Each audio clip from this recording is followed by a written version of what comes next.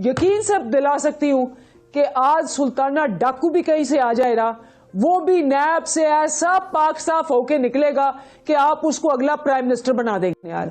तो इंशाल्लाह आप देखना कि सुल्ताना डाकू और फूलन देवी, इनको भी सारे जो इन्होंने 1000 हाँ डाके मारे हैं, उसकी सारी ये जो नैब की तरामीम। दोस्तों मैं महेंद्र शर्मा स्वागत करता हूं वन वर्ल्ड हिंदी में आपका। उम्मीद करता हूं आप खुश और स्वस्थ है। दोस्तों जैसा कि आपने देखा कैसे पाकिस्तान की पॉलिटिक्स में अब सुल्ताना डाकू और फूलन देवी ने एंट्री मार ली है, क्योंकि कहीं ना कहीं आज पाकिस्तानी मीडिया ये कह रहा है कि अगर मौका मिले और अपना फायदा उठाना हो पाकिस्तानी नेताओं को, तो पाकिस्तान जैसे मुल्क में सुल्ताना डाकू जैसे लोग भी प्रधानमंत्री बन सकते हैं। तो कहीं ना कहीं आज पूरे पाकिस्तान में जो शहबाज शरीफ पे जो एक एलिगेशन लगाए गए थे, और डेली मेल की आज जो हवाला दे के उन्होंने जो क्लीन चिट दी है कि शहबाज शरीफ ने कोई भ्रष्टाचार ब्रिटेन से आई इमदाद का नहीं किया था, तो उसके बाद से कहीं ना कहीं पाकिस्तान में इमरान खान के चमचों पर कहर सा बरपा गया है पाकिस्तान में। तो कहीं ना कहीं इन्होंने जो झूठा माहौल बनाया था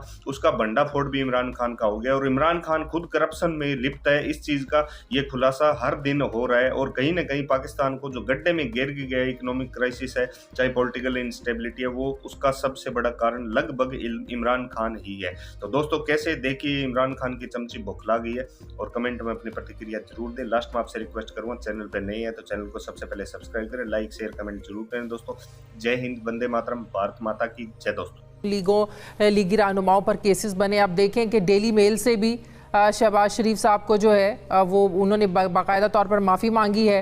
दूसरी तरफ आज राना सनाउल्लाह साहब मंशियात स्मगलिंग के उस केस में जिसमें शहरयार आफरीदी साहब कस्में खाया करते थे और कहते थे कि बड़ा मजबूत केस है, सारे सबूत है और मैं एक एक करके सारे सबूत पेश करूंगा। फिर बाद में एक ऐसा वक्त आया कि तहरीक इंसाफ को ये लगना शुरू हो गया कि राना साहब के साथ ज्यादती हुई है, गलत केस बने, और फिर बाद में शहरयार आफरीदी ने भी हमारे प्रोग्राम में ये बात कही कि ये जो केस था ये ANF ने उन्होंने बनाया था। तो आपको लगता है कि आपका ये बयानिया बिल्कुल गलत साबित हो गया है करप्शन को लेकर, एहतसाब को लेकर? शुक्रिया शाजिया। और जो प्रेजेंट नैब है, आपको पता ही है कि तरामीम हुई है उसमें, और उसमें मतलब छोटी सी ये उन्होंने एक 35 में से एक आपको बताती हूँ कि जी 50 करोड़ से नीचे तो करप्शन ही नहीं है, ये एक नया। तो इंशाल्लाह आप देखना कि सुल्ताना डाकू और फूलन देवी, इनको भी सारे जो इन्होंने 1000 हाँ डाके मारे हैं, उसकी सारी ये जो नैब की तरामीम है, इससे ये सारे माफ हो जाएंगे। और बेहतरीन मैं आपको तरीका बताऊं जो नैब ने आपको कहा है, आजकल वो एक मुहिम चला रहे हैं कि जी करप्शन जीरो, करप्शन जीरो, ये तो उसमें बेहतरीन तरीका ये है कि आप लूटें, घसूटें, डाके मारें, कत्लो गारत करें, उसके बाद आप सारे अपने एसेट्स बच्चों पे ले दें।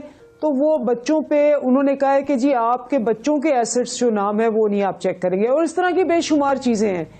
तो मैंने आपको बताया इस नैब के मुताबिक फूलन देवी और सुल्ताना डाकू भी फरिश्ते बन जाएंगे।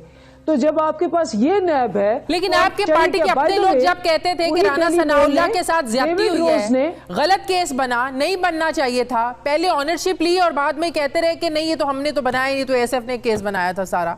तो आप ये तो आज बरियत के बाद वाकई पहली बात तो ये है कि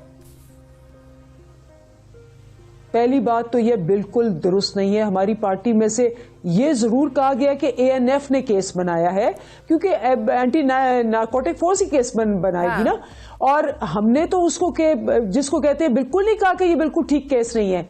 हमने कहा कि एंटी नार्कोटिक चौधरी साहब ने कहा था, जब नैब फवाद चौधरी साहब ने टेलीविजन प्रोग्राम में वो कह चुके हैं कि ज्यादती हुई है, केस नहीं बनना चाहिए था। मैंने कैबिनेट में भी ये बात की थी, और कुछ लोग और भी थे जो ये समझते थे कि ये नहीं बनना चाहिए था। तो फिर आप फवाद चौधरी साहब को फोन करें, क्योंकि मैंने तो ये कहा नहीं और ना मैं इस पे स्टैंड करती हूं। अगर फवाद चौधरी साहब ने कहा है आप उससे उनकी क्लैरिफिकेशन लें। मैं तो सिर्फ ये कहती हूं कि इस नैब पे फूलन देवी, सुल्ताना डाकू फरिश्ते बन के पाक साफ होके सारे डाके मार के वो यहां आएंगे। सारी जेलें खोल देनी चाहिए जिन्होंने मनी लॉन्ड्रिंग किया, क्योंकि हम तो नहीं लिखते थे ना, ये तो यही आपके वर्ल्ड बैंक और इन्होंने कहा हुआ ना कि 10-10 बिलियन की मनी लॉन्ड्रिंग की गई है। और ये सारे केसेस तो हमने नहीं, 95% केस, आपको पता है जितना नैब में था 95% केस नवाज शरीफ ने इस पे जरदारी पे, और जरदारी नवाज शरीफ। आपको याद नहीं है चौधरी निसार की 1.5 घंटे की कॉन्फ्रेंस, जब उन्होंने बताया कि जो जरदारी साहब है जिन पे सारे केस माफ हो गए हैं, उन्होंने बाकायदा टिकटें दिखाई कि अयान अली 81 दफा 2 महीने में दुबई गई है। आप सब ने वो टेलीवाइज की लाइव टेली कॉन्फ्रेंसें और उसकी रसीदें दिखाई। तो ये केस तो इन्होंने चले यहाँ की सेटलमेंट तो हो गई। लंदन में डेली मेल ने कैसे सेटलमेंट कर ली? क्या आप लोगों के नजदीक वो भी एक सेटलमेंट की है शहबाज शरीफ ने? देखें जबरदस्त। ये अब मेरी बात सुन लेना। उसने डेविड रोज ने आज क्लैरिफिकेशन दे दी ना। उसने कहा कि जी हमारा केस तो नैब के ऊपर बेस था, तो जब नैब ने ही उनको माफ कर दिया है तो हमने उसमें किया, लेकिन बाकी सारे जो मनी लॉन्ड्रिंग वाले हैं, उन्होंने कहा वो जो अर्थक्वेक फंड्स वाला था जो जिसमें डिफिड इन्वॉल्व थी, उस पर जो कि नैब ने माफ कर दिया है, तो हम उसकी नहीं अब करेंगे परस्यू, लेकिन जो बाकी केस है जिस पे हरजाना किया हुआ है उन्होंने, वी स्टैंड बाय दैट। खुद डेविड रोज की आज आई है, इसलिए पहले मिठाइयां ना खाया करें। इस जमात को पहले मिठाइयां खा खा के और डंडोरे पीट पीट के डबल परेशानी और शर्मिंदगी होती है। इसमें कोई शक नहीं है कि हम वो अकाउंटेबिलिटी ना कर सके, क्योंकि आपको भी पता है कि नैब का इदारा जो था वो इमरान खान के नीचे नहीं था। अगर इमरान खान के नीचे होता तो हम हमेशा यही कहा करते थे ना कि कम से कम 250 बंदा पकड़ा जाता, जो कि पिछले 50 साल से हमेशा छूट जाता है मुकमुका के जरिए। नैब को कोई और चला रहा था, किसी बिल्कुल और का और चला प्रेशर रहा था।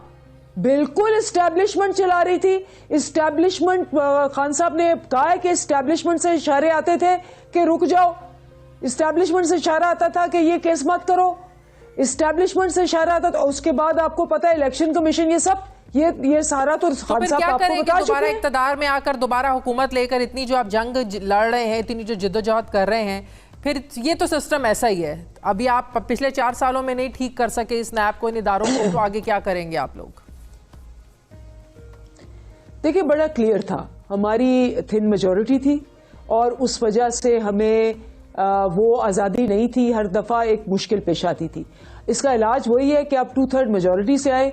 अभी जो मकबूलियत है, आपके अपने जो जितने भी एनालिस्ट हैं वो कह चुके हैं कि जी 2/3 नहीं 3/4 मेजॉरिटी से पीटीआई जीतेगी।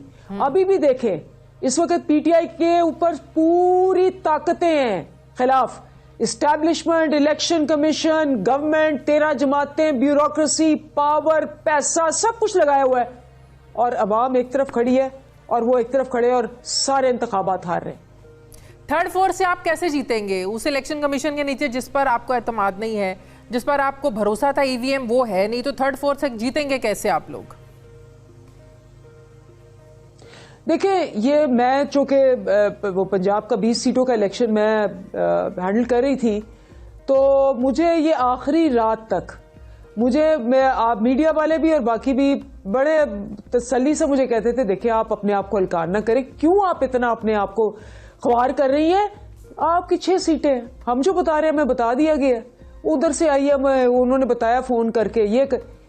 मैं उनको यही कहती थी कि आप कह रहे हैं ना 6 सीटें हैं, एक अल्लाह भी ऊपर बैठा हुआ है, जितना हमने एफर्ट किया है, ये धांधली भी करें, धांधला भी करें, स्टफ बॉक्स में भर दें, हम जीतेंगे और इंशाल्लाह हम जीतेंगे। 15 सीटें हमने ली बावजूद धांधली के, क्योंकि अवाम खड़ी है। आप अवाम के समुंदर को नहीं रोक सकते।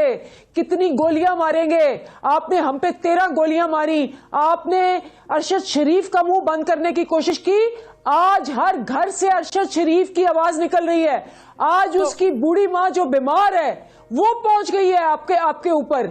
अब मुझे बताएं क्या करेंगे? किस 7 फील्ड में छुपेंगे? किस घर में जाके आप पीछे छुपेंगे? आपका ये हाल है कि आप अपने घर से नहीं निकल पाते, आप किसी रेस्टोरेंट में नहीं जा पाते। टीवी चैनल्स पर आप लोग इतना सख्त मौक़िफ़ लेते हैं और पीछे आप लोगों की बातचीत भी चल रही है, तो क्या आप लोगों के ये रवैये बातचीत को खराब नहीं करते? मेरी बात सुने, बातचीत किस चीज पे चल रही है? बातचीत एक चीज पे कि इलेक्शन की डेट दे, ठीक है ना? वो वाली बातचीत नहीं चल रही कि चल तू NRO 2 ले ले तो मैं NRO 3 की बात करता हूं। ये जो आपका नैब में NRO 2 का पूरा प्लॉट हुआ है, मैं आपको यकीन से दिला सकती हूं कि आज सुल्ताना डाकू भी कहीं से आ जाए रहा, वो भी नैब से ऐसा पाक साफ होके निकलेगा कि आप उसको अगला प्राइम मिनिस्टर बना देंगे। नहीं तो अलवी साहब की क्या बातचीत चल रही है जो आप कह रही हैं कि एनआरओ, ज़ाहिर एनआरओ ना कोई दे सकता है, ना किसी में देने की सकत है, ना ताकत है, आप सियासतदान तो नहीं दे सकते, तो क्या फिर बातचीत चल रही है डार साहब की अलवी साहब से? एक 1 पॉइंट एजेंडा के अर्ली इलेक्शंस की date, 1 point agenda, that is all. इस 1 पॉइंट एजेंडे के लिए और कितनी मुलाकातें होंगी? 12 जवाब आ चुके कि इलेक्शन होंगे, 2023 में होंगे, अक्टूबर में होंगे, तो 1 पॉइंट एजेंडा या इसमें कुछ और चीजें भी शामिल हैं?